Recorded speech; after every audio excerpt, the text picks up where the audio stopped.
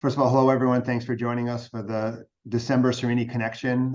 It's hard to believe it's December already. I mean, this year just kind of flew. Today we're going to be talking with Simon Lewis, who's the founder of Suffolk County Webmasters, and he's going to be talking to us today about how to create an impactful website.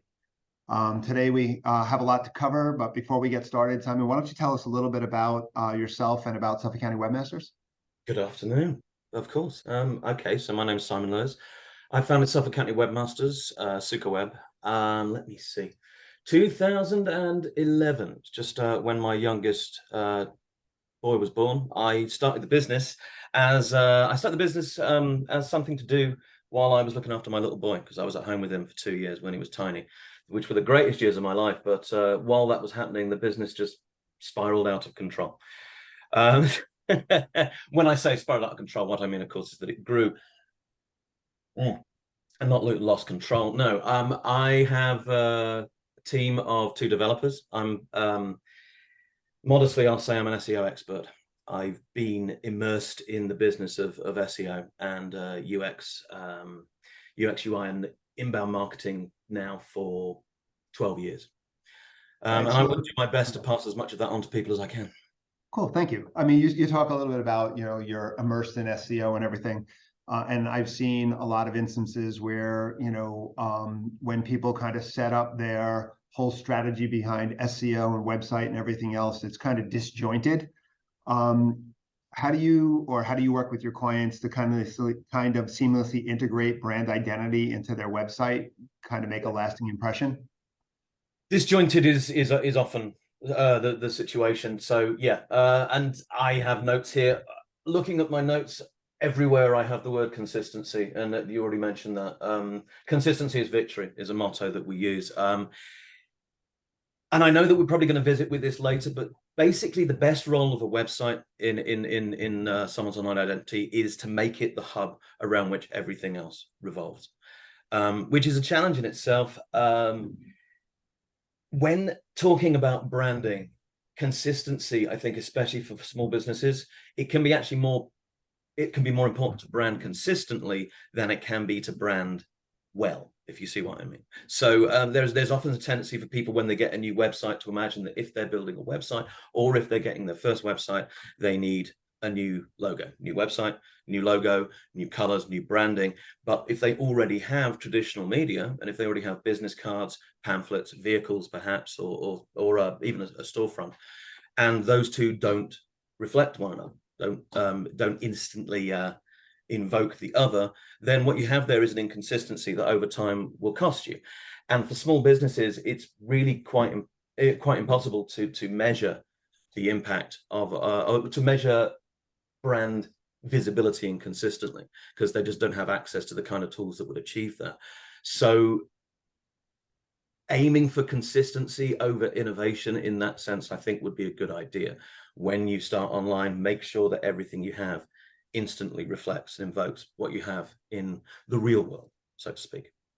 And another tip, and this is something a lot of people forget to do, when you start on this and when you create a new website, create a style guide in which you will have your typefaces, your fonts, sizes, colors, and assets, and keep them all in one place. If you do that right at the beginning, then that's something that you can share and distribute to anyone who works on your branding from then on. And if you make that like a collaborative document, it can be updated as you go. Something that we created for a nonprofit yesterday, which will make a big difference to them, is a style guide. So that would be something I'd really recommend.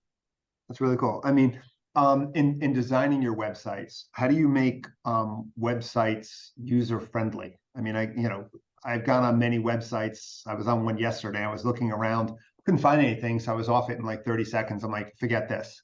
How do you kind of incorporate design, and what do you do in order to make a website user-friendly? There's a whole science devoted to this. UX, UI, you might have heard that term. UX is user experience. And this is basically the conceptual business of trying to make a user's experience on a website as conducive to everybody's goals as possible. So when someone's on a website, what they normally have, people think that people browsing online are idling or are not paying attention. That's really not the case. People don't necessarily read websites, they scan websites, but they are sniffing for information that's relevant to them.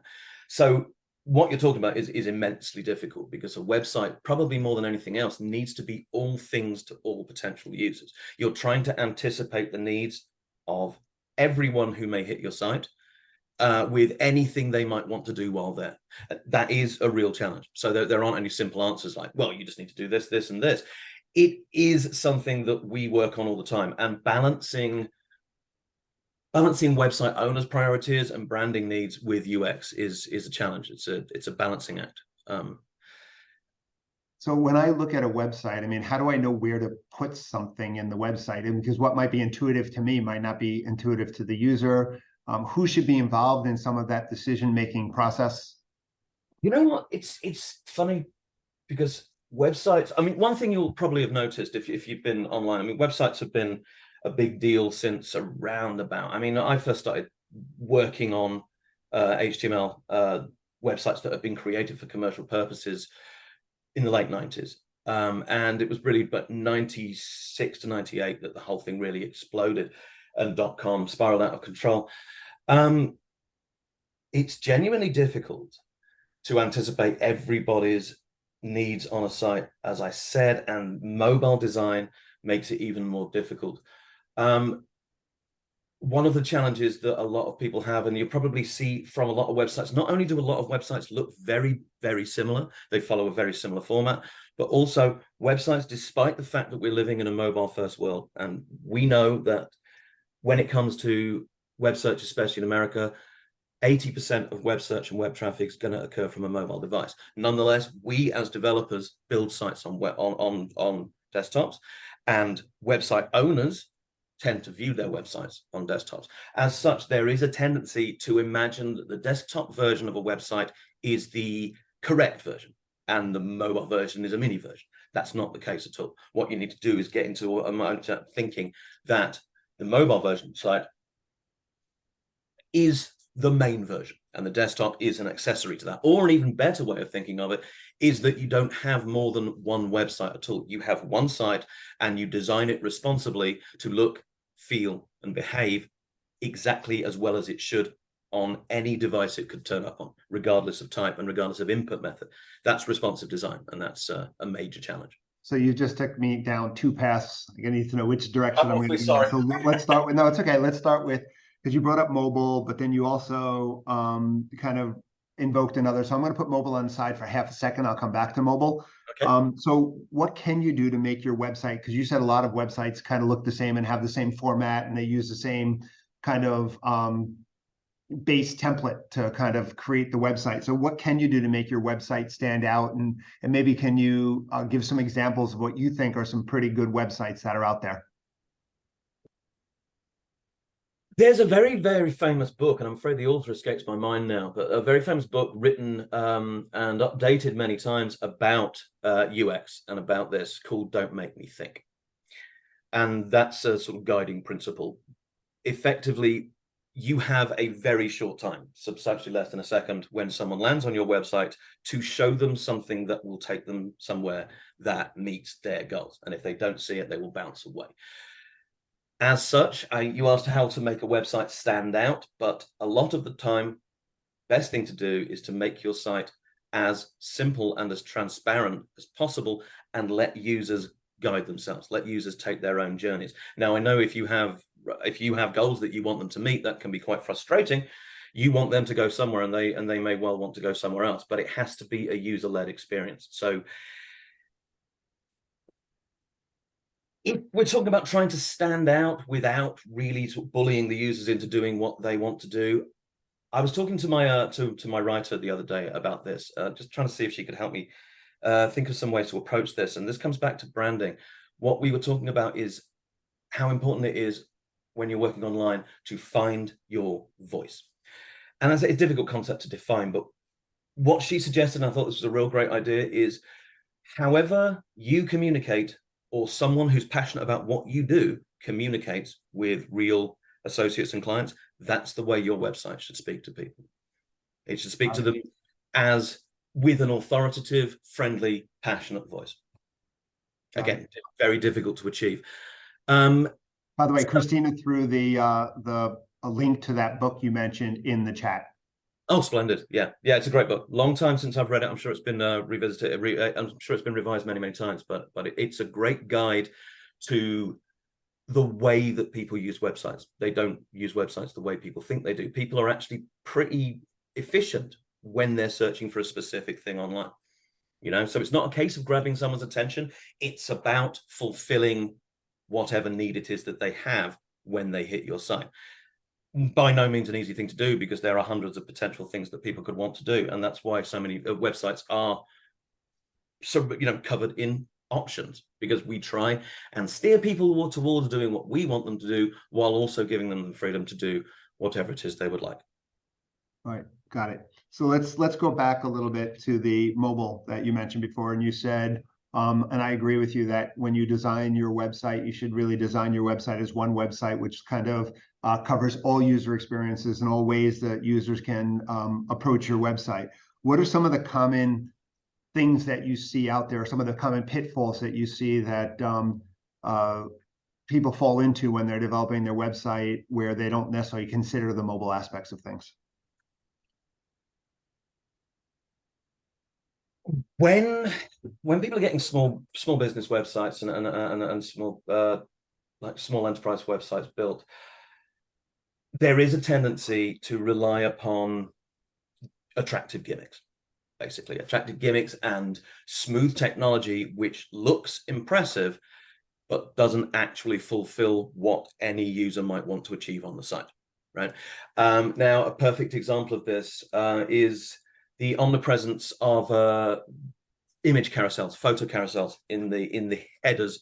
Well, in the hero, we call the first section of the site of a website the hero, but it's often referred to as section 1 as well. You will often find that businesses, especially businesses that have something to show, the first thing that they'll do when someone lands on the site is show them pictures of their work that are particularly impressive. So if you have a contractor, for example, a home renovation contract, something like that, the first thing that people will see when they land on the site is beautiful pictures of renovated work.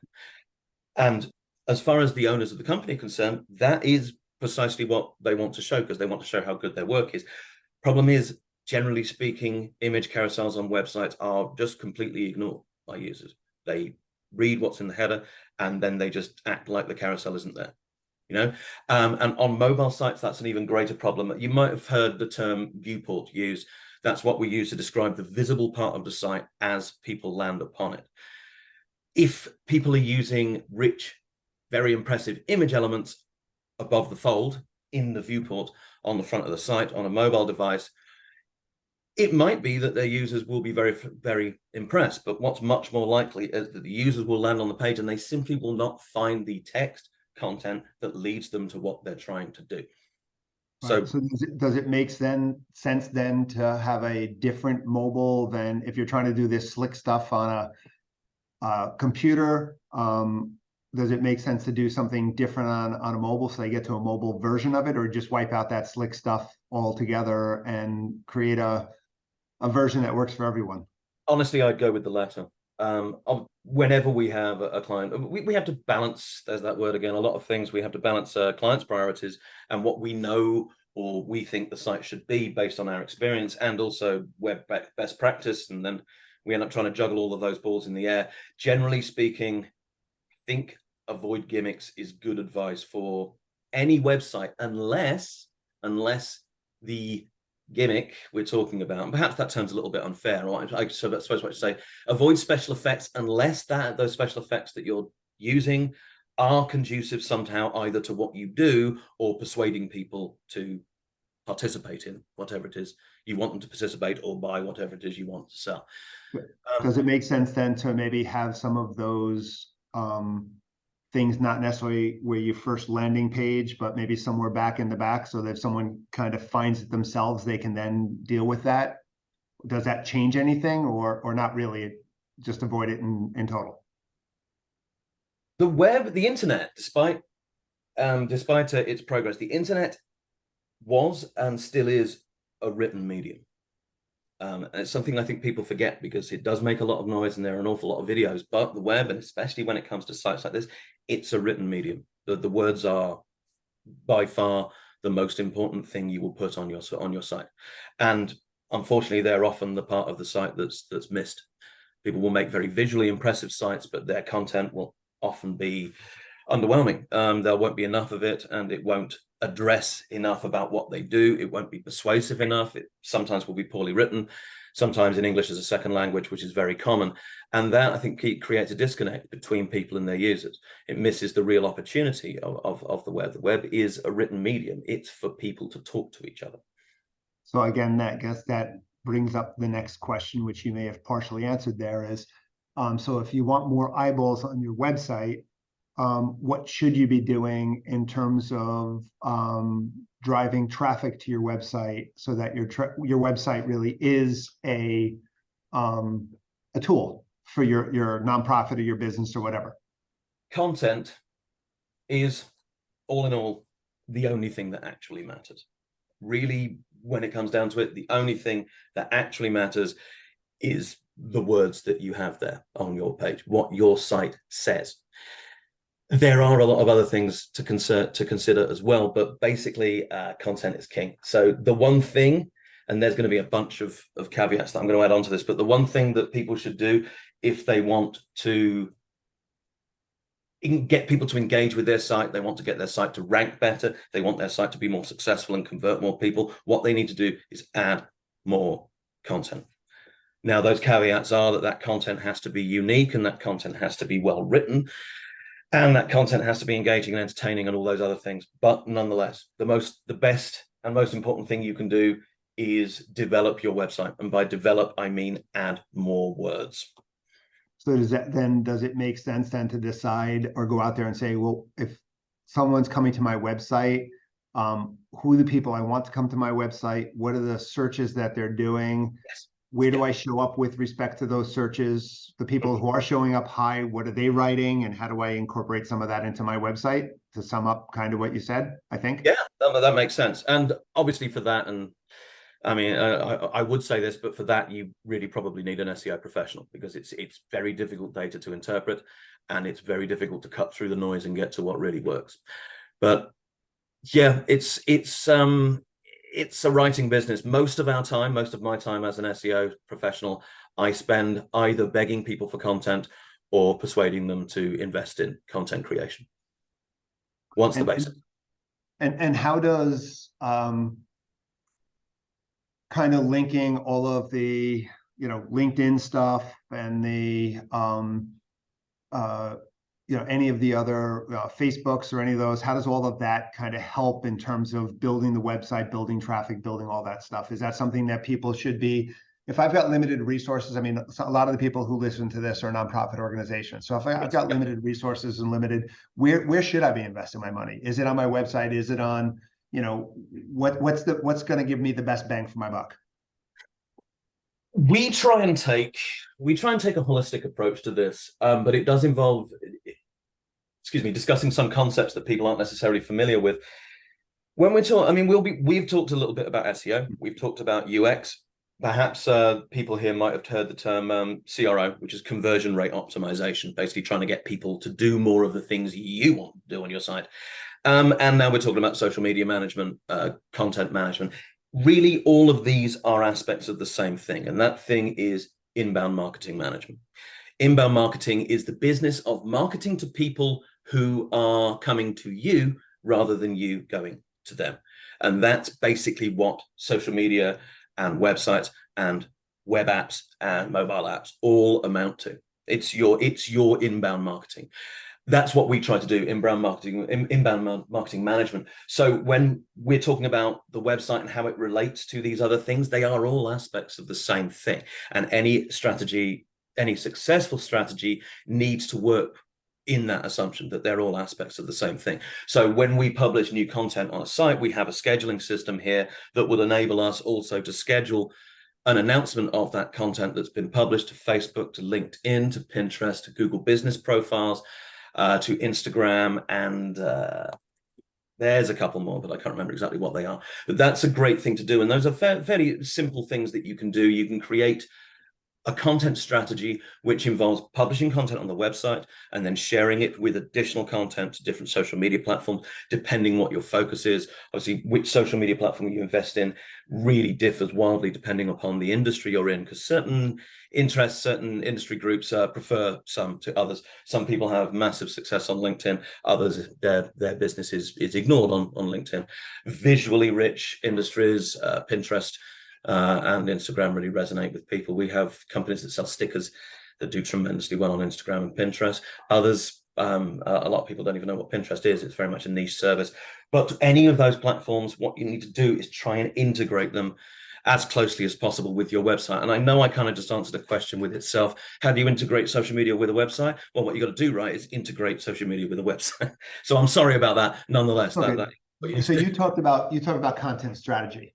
Mm-hmm. And developing a strategy in terms of once you push out content, how to link it to other mechanisms in order to kind of drive that web out there in terms of trying to create that stickiness to get people to come back to your website.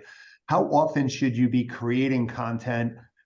What's too much content? Is there such a thing as too much content? Is there such a thing as pushing out information too often? Yeah. So what does an ideal situation look like? Okay, so a lot of people talk about blogging. They think that blogging is like a specific thing. Blogging was very, very, very popular, and still is, of course, in SEO. People talk about blogging as an end in itself. When I think about blogging, I think of blogging as simply one way of adding content. So I don't care what kind of content gets added to stuff, as long as it's good and as long as it is rich with the keywords that are related to what people are searching for that company. Sometimes the search engines say things that are true that are not true. Sometimes they say things that are true that are only partly true. And sometimes they say things are true because they know or they hope that they will be true at some point in the future. One thing that that Google and the other search engines, to a much lesser extent, have been saying for many, many years, is that when it comes to content, quality is much more important than quantity. However, you can read what they say about that, and then you can look at the realities of the modern web and see that there is not a straight line between that question and that answer. Yes, quality should be more important. That doesn't necessarily mean it is. However, and I'm honestly surprised we haven't mentioned AI until this point in the conversation. SEO is in a state of flux and has been for many, many years, but even more so now because AI is changing everything and no one entirely knows how. But one thing that will absolutely be a result of recent developments in AI eventually is that the touted promise that Google and the others have made for many years that their web crawlers will read and crawl websites like humans do, it will become more and more true until eventually it is functionally perfectly accurate. It certainly isn't at the moment. Every time search engine algorithms are updated, search engines become better at reading websites like humans, but still it's relatively easy to manipulate them by launching repetitive content, which is just diversified enough, like machine procedural content, which is just diversified enough to make it not be recognized as a duplicate of something else. Nonetheless, that sort of content becomes less and less effective all the time. SEO, especially black hat SEO, sometimes is a series of closing doors. Every time you use a technique that the search engines consider to be manipulation or against best practice, every time it's used, all you're doing is educating the search engines how to avoid it or how to deprecate it or how to leverage better content in the future. All in all, I would say this: the best content that you can create is the content that you will create well to a predictable schedule. So if you are trying to push out 2 posts a week or 2 social media posts a week or 3 articles a month, but quality is suffering and you can't create that content well because you're doing it for the sake of creating it, long term, in terms of long-term work, I don't think that's a good idea. Because as we talked about your voice before, we try to get as much of our clients into their website as possible. We're basically trying to make their website similar to someone standing in front of their stand and showing their wares. We're basically trying to give people a pitch on the global high street. And as such, we want to get as much of them into the site as possible. So if a client or if a client with us can create content that really, really resonates with them and reflects them well at that sort of pace, great, do it. But if you can't, slow it down until you get to a point where you can. And it's actually a pleasure. I suppose I would say.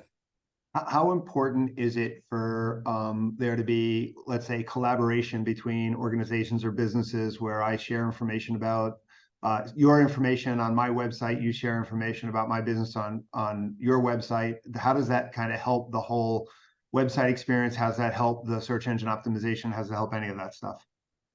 Okay. Backlinks. We're about to have to talk about backlinks, and that's quite a tricky one. See, the thing about backlinks is when I'll define this because not everyone necessarily knows what this is. A backlink is a link from one place online that leads to your place online from your perspective. So if there's a link from one attorney's site to another attorney's site, for the second attorney, that's a backlink. For the first attorney, that's not. It's a link out. And that's, I know that sounds like I'm stating the obvious, but that's an important distinction. A backlink is only a backlink to one party. Now, backlinks are the single most influential. I think it's still true to say this. They are still the single most influential ranking factor for any one site. But that's not necessarily saying a lot, because there are, not only are there over 200 confirmed factors that determine how a website or a web page ranks, they are also assembled, like most of SEO knowledge, they're assembled anecdotally and through education, experience, field testing, and best guess. It was relatively recently, until relatively recently, Google did not acknowledge that SEO was a thing at all. Any question you asked them about SEO would be answered, just build your website well and everything else will follow. But there is no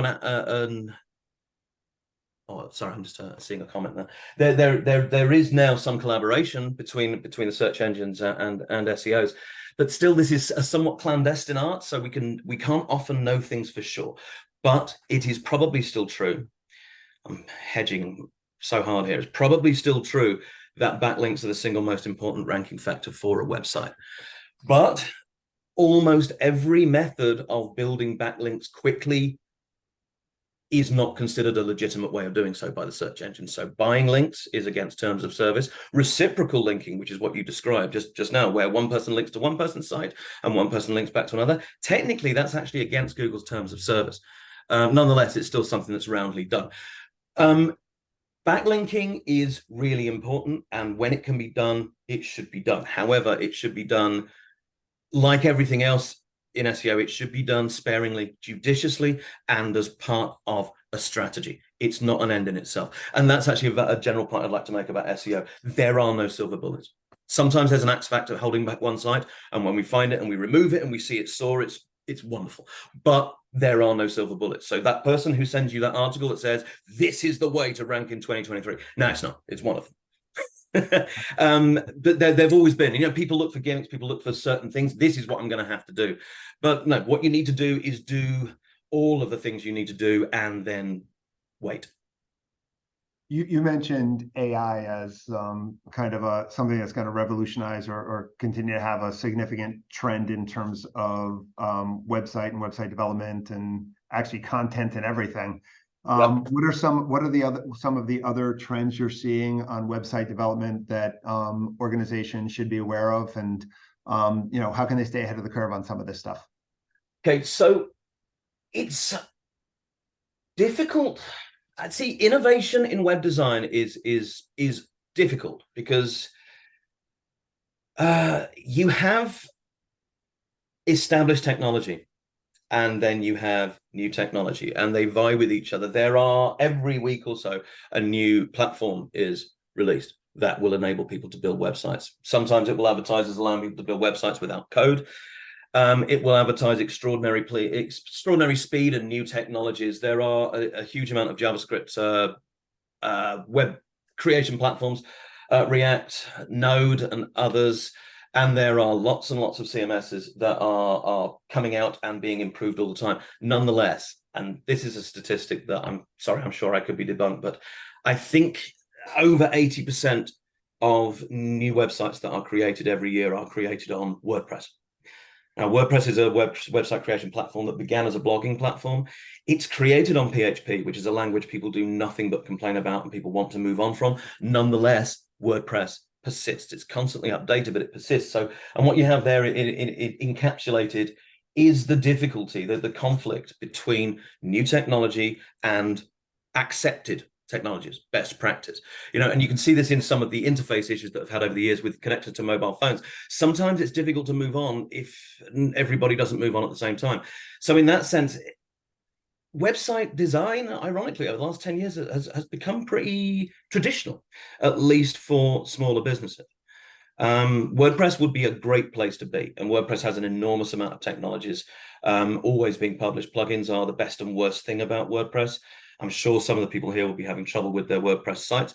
That's something that we spend a lot of our time fixing. I don't think new technology is really necessarily a priority for most small website owners. There are better places where they could put their time. Got it.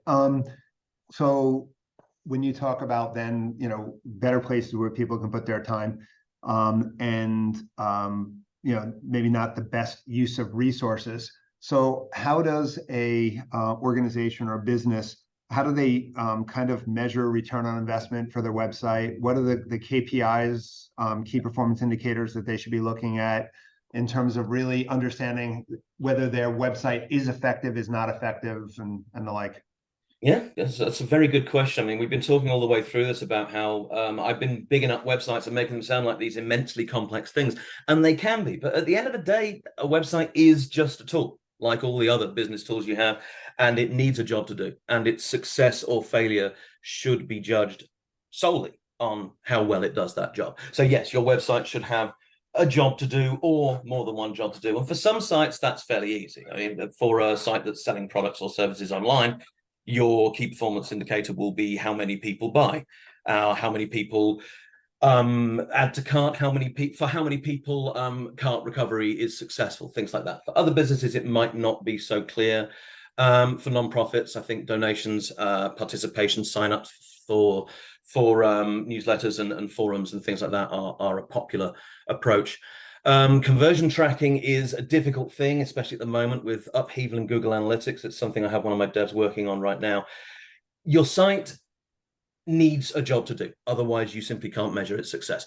So a contact form, buttons that people click to call, signs up to newsletters, signs up to receive emails when certain things are posted.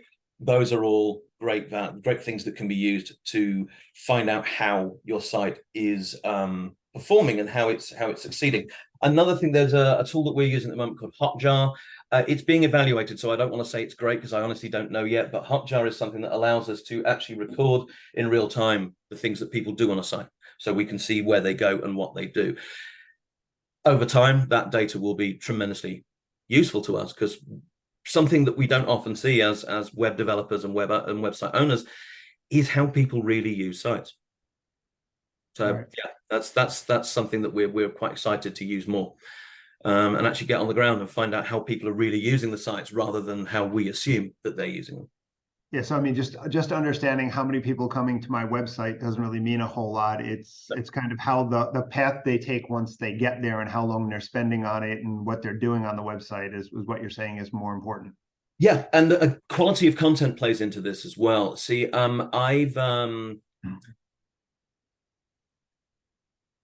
SEO, if you know it, and if you have access to ChatGPT or something like that, you could create a site that would rank for specific search terms, minority search terms, relatively quickly in a couple of days, and then you'd wait a couple of weeks and it would begin to rank. But just ranking is not an end in itself. You need people to do what you bought them to do. And that's I've had clients in the past for whom we have achieved considerable success in terms of conversions, but their organic traffic has actually decreased, simply because before us, others who were doing SEO for them were only looking at their own stats. So, I need to make this site rank better, so I'll make it rank better, and I need this site to have more traffic, so I'll give it more traffic. But this is a legal site. It was only for people in very specific circumstances. So he would be able to get thousands of people come to his site, but they wouldn't contact him because they weren't interested in the service he was providing. So we basically rewrote his site to reflect very, very, like forensic, almost to the exclusion of everything else, to reflect the priorities of people who needed his service. And as such, his organic traffic dropped because his site reduced in its relative appeal, but the conversions and the successful clients he got from it increased fourfold, because the people who were landing on his site weren't just people there to read an article. They were people who found their way there because they had a specific need, which that specific attorney could fulfill. So a lot of people, they look at the website as I set it up, I put it on the side. Now we're talking about adding content, all this stuff. But it's not really when they're putting together their budgets. It's not something they say, I'm going to invest $10,000 each year in my website, or I'm going to invest whatever in my website. What can people do from a kind of cost-effective strategies in terms of really making their websites more effective? Okay. Pricing for websites is all over the place. Now, anyone who would like to could go out and I think for a small monthly fees, like $4.99, they could sign up for Wix. They could build a website entirely free. And they could then simply have that website. So yeah, a lot of the time, the price we are competing with as professional web developers is nothing. But there's a trade-off, of course there is. Wix sites do not succeed organically. Though, having said that, recent developments over at Wix have changed things a lot. Their new platform is impressive. So sorry, Wix, and please stay tuned. Websites pricing is all over the place. You can basically show someone a site and ask them how much it would cost to get them built, and the quote they offer you could be anything from $18,000 down to, you could do that on Wix for free. So it can be difficult to count pricing, and I know that people get a little bit intimidated by it. I would say that professional websites are worth it. Even if they're competing with a price of free, they're worth it, especially if you then gain access to the knowledge base of a professional and dedicated team of web professionals in the process who can help you and guide you through the process. Now, our policy over here, we try never to abandon a site. So we don't create sites and then put them out there. It's I think a common analogy we use is buying a beautiful new car and then never maintaining it. There needs to be a change in mindset. Websites are not something you have, they are something you do. They're not an asset, they're an activity. And that requires constant activity. They're a service rather than a product. There's a clue in there. It should be something that you do that requires a level of, I don't want to say constant attention. I want to say a level of sort of minimal attention in terms of having someone to maintain it and make sure it's secure, and also adding content. That would be a good way for people to start to change their mindset from thinking that a website is a single static thing you have. No, a website is a participative process in which you participate along with your users. Okay, so again, sorry, we're going to have to get you brought up several points here, so I'm going to kind of go down one path and I'll move on to the other, because you brought up security, so I want to get to security and talk a little bit about security, but I also want to talk about collaboration. So how do you collaborate with the companies you work for in order to bring their vision to life and get the results they're looking for? And it can be difficult because of time constraints, but we try and learn as much about their business as possible. We start with a 1 hour long design interview, and that will be between me and one of my developers and the client. And I try and get as many people in as possible. And what we try to do is just have people talk about their business. And we have them talk about what they do, and we try and get an idea of how best to communicate them. And we try and get as much into them, into their site as possible. We don't caution people against stock images, but we do try to encourage them to use lower quality authentic images. Because we're trying to get people into their own sites. So authenticity over polish is something that we try and get. We try and get as much of people into their sites as possible. We build all of our sites on a content management system, which means that any one of our people for whom we build a site can edit their site themselves if they would like to. Most choose not to. They choose to have us do it instead. There is a certain level of people being daunted by technology. People don't think they're going to be able to understand the platforms and things. So we do also offer informal and sometimes formal training to people so that they can get better at managing this sort of thing themselves. We try to empower people to understand these things. There is far too much of a knowledge gap between web developers who know these sorts of things and people who don't work with sites who know none of it. Trying to reduce that gap has been a business priority for me ever since I began this, because I think a lot of people who do the sorts of things I do it quite poorly. And I think that's because there is a real disconnect between the professionals who are providing and the consumers who are consuming. Most clients who come to me are clients who've been disappointed by other providers, and we try to be the final call, but that can create a little bit of a difficult environment because there's a level of natural skepticism, because 5 years ago someone promised them that their website would be magnificent and do all of these things, and it didn't do any of them. So we try to get people to participate in and contribute to their website as much as possible, because we know, even though we are professionals at this, no content we create is going to be as good content they create. You see what I mean? Now, we will help, we'll add, and we will optimize and act as mentors, but wherever possible, we try to get people to write their own sites, not because we want them to do our job for us, but because we know they're going to do a better job. Right, it's what they do for a living. Yes, absolutely. People, and not only that, people love to talk about what they do. And so people, if we ask people to write, could I have 300 words on this? Oh, but if you just get on a Zoom or a Google Meet with them and ask them about it, they will give you 3 times that, effortlessly, breezily, because people love talking about what they do. So that's something we do as well. I have before. I've in desperation, I've gotten on a meet with someone and transcribed it afterwards and used that as content. Conversational content can be really, really good. Awesome. So let's go back to the security thing that we talked about. So what are the security concerns, and what should people be doing from a security measure perspective? Okay, so security, the 2 broad concepts here that are often treated as the same. On the one hand, you have website security, which is protecting your own site from potential risks.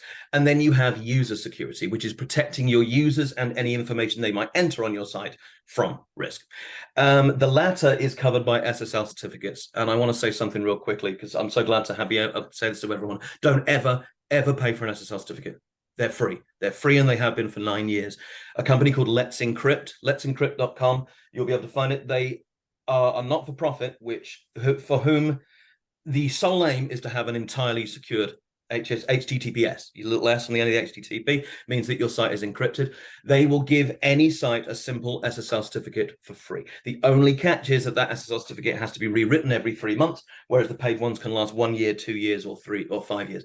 But this is something in web development and in web hosting that I find so unethical. You have companies like GoDaddy who are selling 2-year SSL certificates for $100, despite the fact that they know full well that the same users who they're selling those to could go into their hosting and go to cPanel and set up a Let's Encrypt, automatically rewriting Let's Encrypt certificate for free. It's extraordinary. Basically, people giving things away for free and selling them at the same time. It would not be put up with in any other industry. Oh my God, that's something I say so often. But hosting costs are not as great as people think. Hosting a simple site should never cost you more than $20 a month unless it's doing something really special or has a mountain of traffic. As I said, SSL certificates should be free rather than however much GoDaddy want to charge you for them. $200 a month, $20 a month, sorry, would be good. $40 a month for somewhat better hosting. But hosting costs are not as high as some people think. Not because hosting itself is expensive, but because generally speaking, if you buy a hosting plan from one of the mainline hosts like GoDaddy or HostGator or someone like that, they have you, and they will sell you extras that you simply flat out don't need. Domain privacy, paid SSL certificates, website backups, you don't need them. Your hosting plan, if you have one, already has the ability to create backups. You just need to configure it. Nonetheless, GoDaddy will shamelessly sell you an extra product that does what your hosting plan already does for free. They'll just keep that last bit quiet, which I think is shockingly unethical. And you know what? They used to be our hosting provider, and to professionals, terrific provider, but to end users, they'll sell them all sorts of things they know full well they don't need. So if you take nothing else from here today, take this. SSL certificates are free. Thanks a lot, Simon. Actually, we've actually eaten up our time. So that was like is that it? Quick 45 minutes. So thank you. That was super interesting. You're welcome. I hope I make some things clear. If people have additional questions, how can they get in touch with you?